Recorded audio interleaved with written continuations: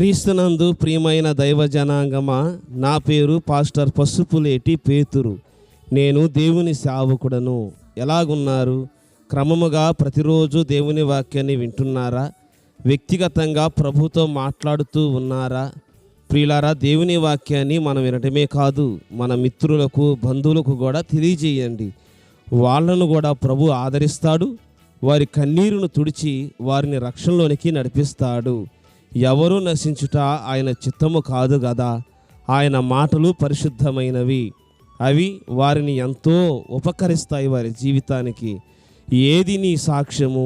ఈనాడు క్రైస్తవ జీవితాలలో సాక్ష్యాన్ని కోల్పోతున్నారు.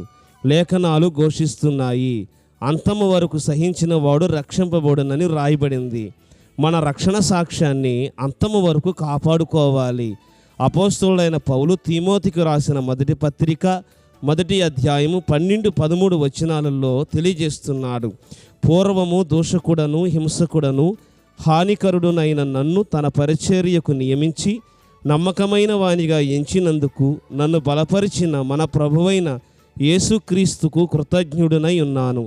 తెలియక అవిశ్వాసము వలన చేసి తిని గనుక కనికరింపబడ్డాను. ఒకప్పుడు పౌలు గారు భయంకరమైన హింసాత్మకమైన జీవితంలో జీవించాడు. అనేకులకు హాని చేసే విధంగా ఉన్నాడు. ఇటువంటి జీవితము తెలియకనే నేను చేశాను. దేవాతి దేవుని యొక్క మహాకృపను బట్టి నేను కనికరించబడ్డానని తన సాక్ష్యాన్ని వ్యక్తం చేస్తూ ఉన్నాడు. క్రీస్తునందు ప్రియులారా, వింటున్నారా? పౌలు వలె మన జీవితాన్ని క్రీస్తుకు సమర్పించగలగాలి. గలతీయులకు రాసిన పత్రిక 2వ అధ్యాయం 20వ వచనం, నేను క్రీస్తుతో కూడా సిలువ వేయబడి ఉన్నాను. ఇకను జీవించువాడను నేను కాను, క్రీస్తే నా యందు జీవించుచున్నాడు. క్రీస్తే నాలో ఉన్నాడు. నేను క్రీస్తు యేసు వేరువేరు కాదు. మేము ఇరువురము ఒకటే అయ్యున్నాము. దమస్కు మార్గములో నా ప్రభువే నన్ను దర్శించకపోతే నేనేమైపోయేవాడనో.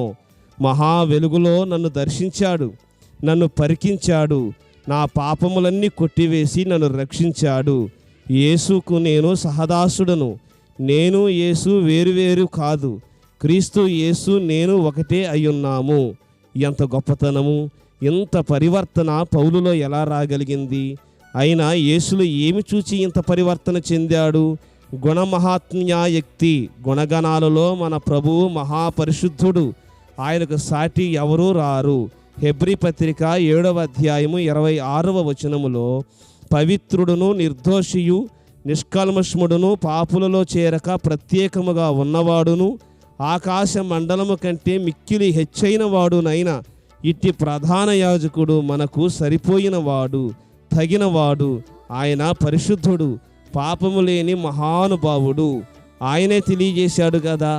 యోహాను సువార్త 8వ అధ్యాయం 46వ వచనం, నా యందు పాపమున్నదని మీలో ఎవడు స్థాపించును? నిజమే, ఈ సవాలు లాంటిది ఈ మాట. దీనిని ఎవరైనా ఎదుర్కోగలరా? ఆయన ఎదుట వీరులు, శూరులు అనబడిన వారు ఎప్పటికీ వీరులు కారు. ఆయన మహానుభావుడు, జగన్నాథక సూత్రధారుడు. ఈ లోకానికి యేసుక్రీస్తు అనే పేరు మీదుగా దిగివచ్చిన నరావతార మూర్తి, కృపాసత్య సంపూర్ణుడు, మన పరిశుద్ధుడు. ఇట్టి యేసుక్రీస్తును నీ స్వకీయ రక్షకుడిగా అంగీకరించావా? శిలువలో నీ కొరకు పంచగాయాలలో తన రక్తాన్ని స్రవించాడు, ధారపోశాడు. ఆయన సమస్తమును సమాప్తం చేసి నీకు రక్షణ భాగ్యాన్ని అనుగ్రహించాడు. నీ పాపములన్నీ శిలువ మీద మోసుకొని వెళ్ళాడు. ప్రియమైన వారలారా, రక్షణ కొరకు నీవు నేను చేసిన త్యాగమేమీ లేదు.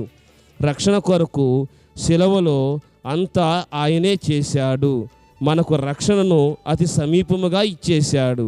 2 కొరింథీయులకు రాసిన పత్రిక 5వ అధ్యాయము 21వ వచనం, ఎందుకనగా మనము ఆయన యందు దేవుని నీతి అగునట్లు పాపమెరుగని ఆయనను మన కోసము పాపముగా చేసెను. ఇదిగో, లోక పాపమును మోసుకొని పోవు దేవుని గొర్రె పిల్ల, పరిశుద్ధమైన బలి యేసు. ఆయన ఈ లోకాన్ని పాపాన్ని మోసుకొని పోవటానికి దిగివచ్చిన గొర్రె పిల్ల. కలంకమైన, ముడతైన, మచ్చైన అట్టిది ఏదీ లేని గొర్రెపిల్ల. గోల్గొతా స్థలములో నీ కొరకు, నా కొరకు బూడిద పారవేయబడు స్థలములో తన రక్తమంతా కార్చిన గొర్రెపిల్ల. ఈ రక్తములో నీ వస్త్రాలను ఉదుకుకొన్నావా? క్రీస్తు యేసుకు నీ జీవితాన్ని సమర్పించావా? పౌలు వలె మన బ్రతుకును జీవితాన్ని యేసుకు అంకితం చేద్దాము. మన పాత పాప రోత జీవితాన్ని సిలువ వేసి నవనూతనమైన జీవితంలోనికి యేసును ఆహ్వానిద్దాము. యేసు, నీవు లేని జీవితాన్ని నేను ఊహించలేను, నీ ఎడబాటును సహించలేను. పరిశుద్ధాత్మ దేవుడు నిన్ను సర్వసత్యములోనికి నడిపించునుగాక. ఆమేన్. ప్రార్థన. మన తండ్రి అయిన దేవుని యొక్క ప్రేమ, కుమారుడైన యేసుక్రీస్తు వారి యొక్క కృప, పరిశుద్ధాత్మ సహవాసము సన్నిధి సదా మనకు తోడైండునుగాక. ఆమేన్.